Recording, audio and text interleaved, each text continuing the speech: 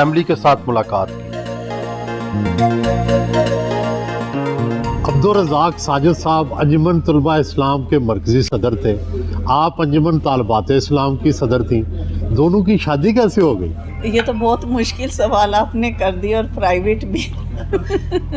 हमारे घर वाले भी ऑब्वियसली रिश्ता देख रहे थे और बहुत सारी जगहों पे कहा हुआ था, और वालिदैन की भी ये ख्वाहिश थी कि जैसे मेरा इंटरेस्ट है इस तरह का कोई जीवन साथी मिले तो मैं ज़्यादा खुश रहूँगी।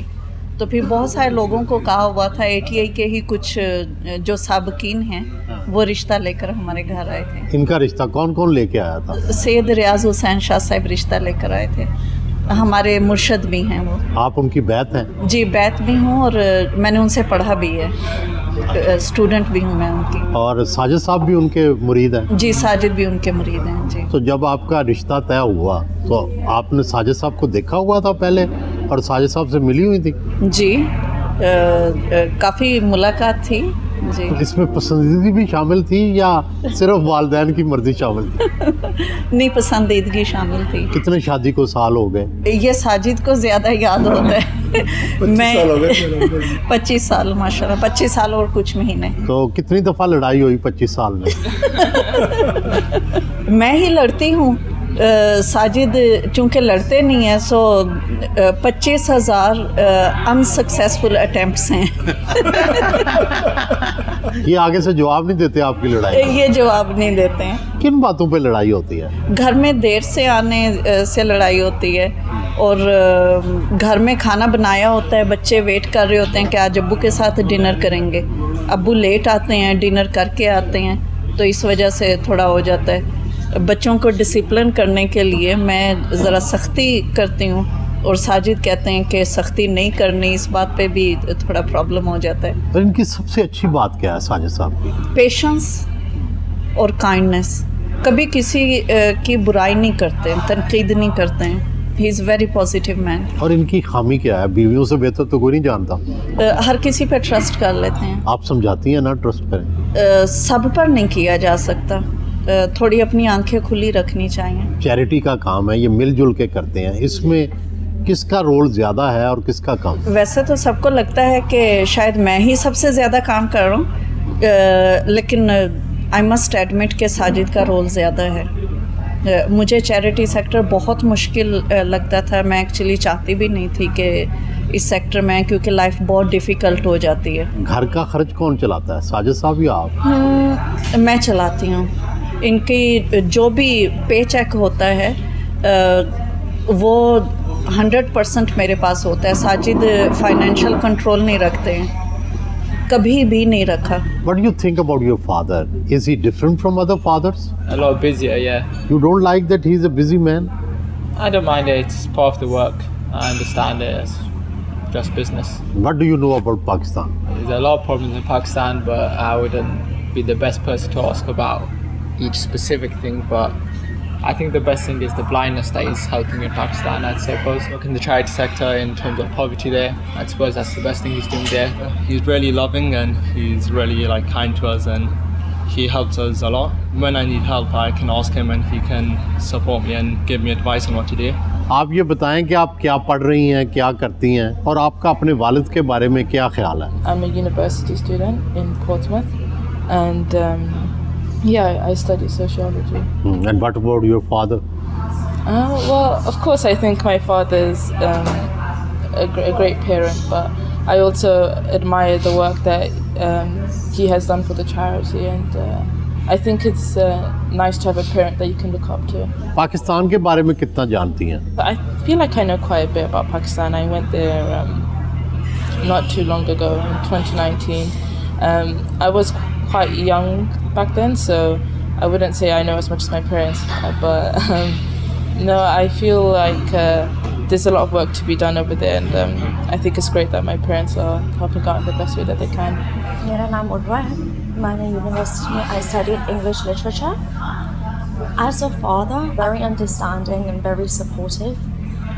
माँ खुद ही माँ तो पाकिस्तान में पैदा हुई थी, जब मेरी माँ university was still in university, और मुझे याद है जब चैरिटी को फर्स्ट शुरू किया था, we were living in Nottingham, and मेरा leaflets print out करते थे छोटे box room में.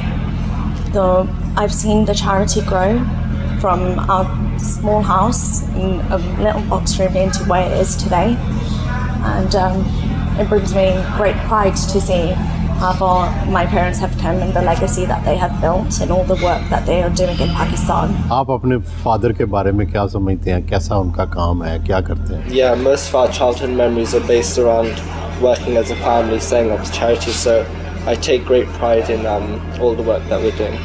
आप ये बताएं कि पाकिस्तान में बच्चों को जो ग्रो अप करना है, बच्चों को परवरिश करना है, वो ज़्यादा मुश्किल है या यूके के अंदर जो पाकिस्तानी बच्चे हैं उनकी परवरिश करना मुश्किल है? मुझे लगता है कि यूके में फैमिली रेस करना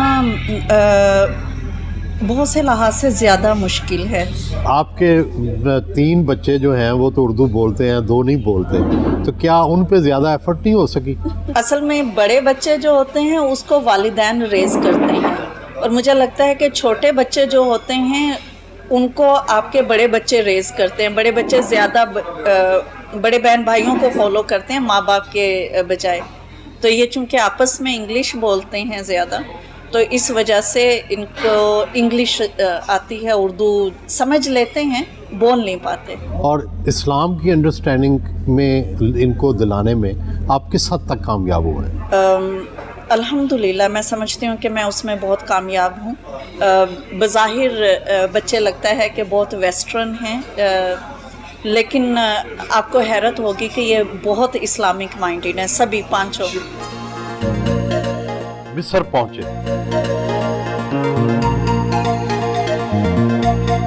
टांगे पर सवार होकर एहराम मिस्र देखने पहुँचे।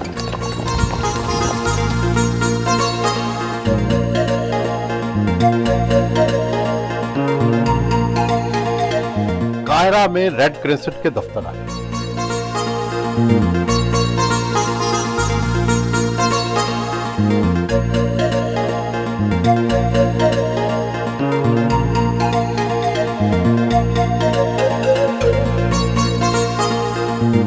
गजा के मुसलमानों के लिए खाने पीने की अशिया और इमदादी सामान की खुद पैकिंग की।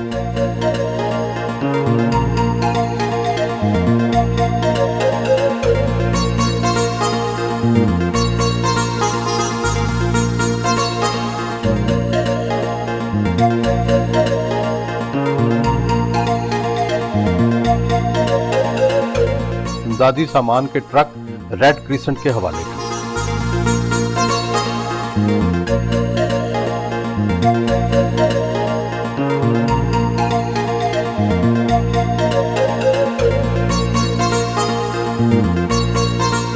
आज हम मिस्र काहिरा में जो रेड क्रॉस का ऑफिस है, जिसको यहाँ हलाल अमर कहते हैं मुसलमान दुनिया में, आप यहाँ आए हैं अल मुस्तफ़ा वेलफेयर ट्रस्ट की तरफ से, और ये ट्रक्स लेके आए हैं आप गाज़ा के मुसलमानों के लिए, फ़लस्तीनियों के लिए, और ये कब तक और कैसे यहाँ से जाएंगे? अल्हम्दुलिल्लाह हमारी आज ये 2nd डिलीवरी है रेड क्रिसेंट कैरो के साथ।